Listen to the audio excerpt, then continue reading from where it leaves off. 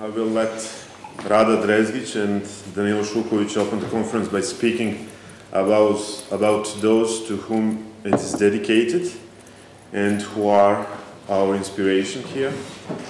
As I'm sure you know, the work and action of Verica Barać, the president of the Committee for the Fight Against Corruption, and Stjepan Gredelj, member of that committee and my predecessor, director of the Institute for Philosophy and Social Theory.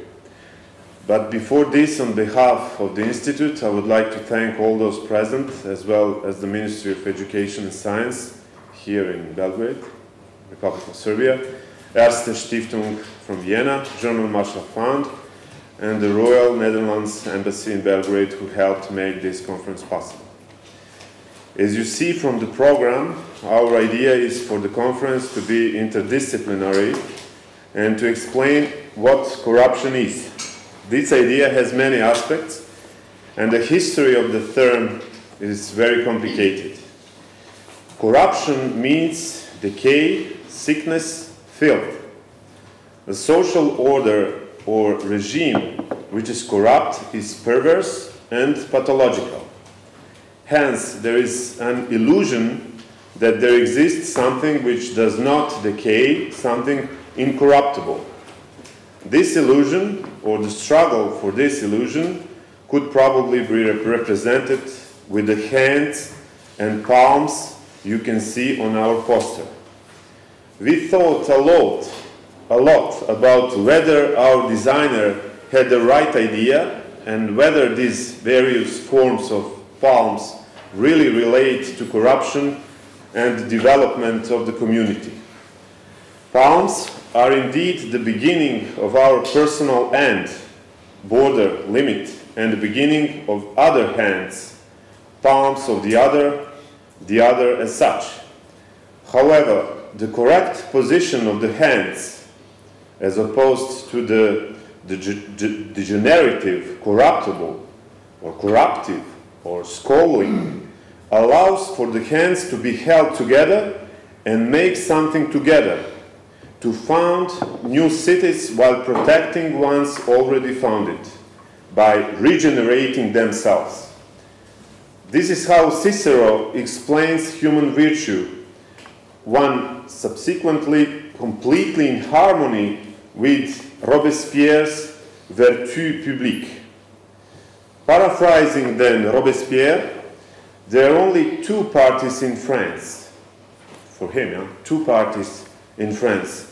The people is another name for generation, regeneration, transparency, republic, public, and on the other side, its enemies. That means the people and its enemies. The enemies of the people are corrupted people, les hommes corrompus, or corrupt hands, who place personal interest, that is the definition of corruption for Robespierre, who place personal interest above the public one. Once again, welcome. I wish you a pleasant few hours in our institute. Thank you.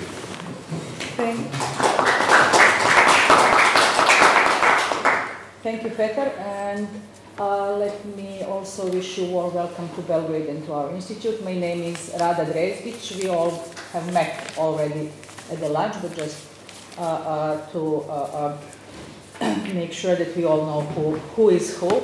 And I will chair this session. And I will start in an unusual manner by giving the floor first to myself, to remind us that something that Petar already mentioned, that this conference is dedicated to Ms. Verica Barać and to Stjepan Gredelj, to memory of them, because they were two exceptional personalities, resolute and most prominent contenders against corruption in Serbia.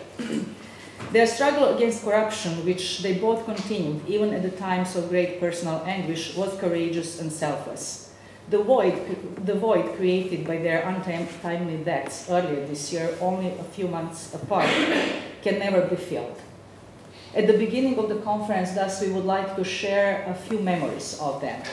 And before I give the floor to our next speaker, who will talk more about Ms. Barać, who had been the president of the Anti-Corruption Council between 2003 and 2012, I would like to say a few words about Dr. Stjepan Grede, who was also a member of the anti-corruption agency during the same time frame. We here in the Institute for Philosophy and Social Theory are proud that Stjepan actually was one of us.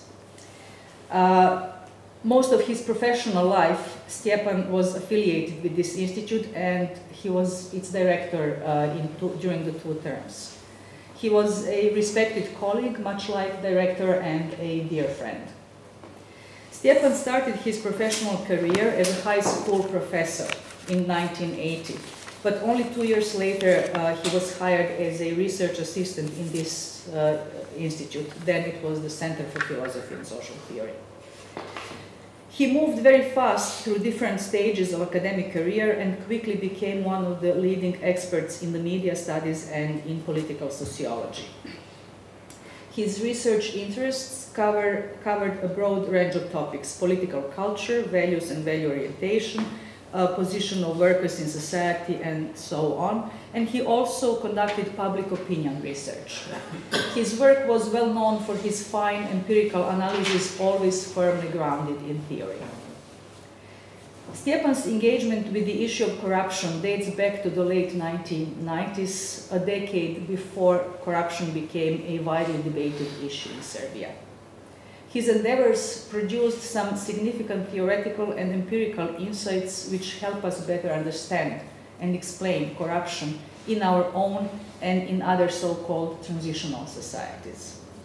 Stjepan approached corruption as a pathological social phenomenon and pointed out its devastating social effects. He warned that corruption had become a socially acceptable deviation in Serbia, making struggle against it extremely difficult. In an article that was published in 2007, Stjepan concludes that during the last 15 years, corruption in Serbia has almost become a way of life, a new model of normality. Because of that, fast results are not possible, said, end of quote. This conclusion, however, did not discourage or stop him. To the contrary, to his academic work on corruption, Stjepan added a practical component when accepting the appointment at the Anti-Corruption Council. He remained one of its most active members until the last days of his life. And I would like to conclude this short memoir by saying that the fruits of Ms. Barać's and Dr. Stjepan Grede's struggle against corruption are still to be borne, and that this conference is an effort to that end. Among other things, the conference is a reminder of the legacy they left behind, the painstakingly documented and analyzed cases of corruption in Serbia. Unfortunately, this documentation has not yet attracted a proper attention by the authorities, and we can only hope that it will happen sometime in the future, sooner rather than later. I would now like to give the floor to Dr. Danilo Šuković, Director of the Center for Economic Research, who will tell us something about the life and work of Verica Barać, the President of the Anti-Corruption Council. But before that, we will show you a short segment from the last interview that Verica Barać gave to the media.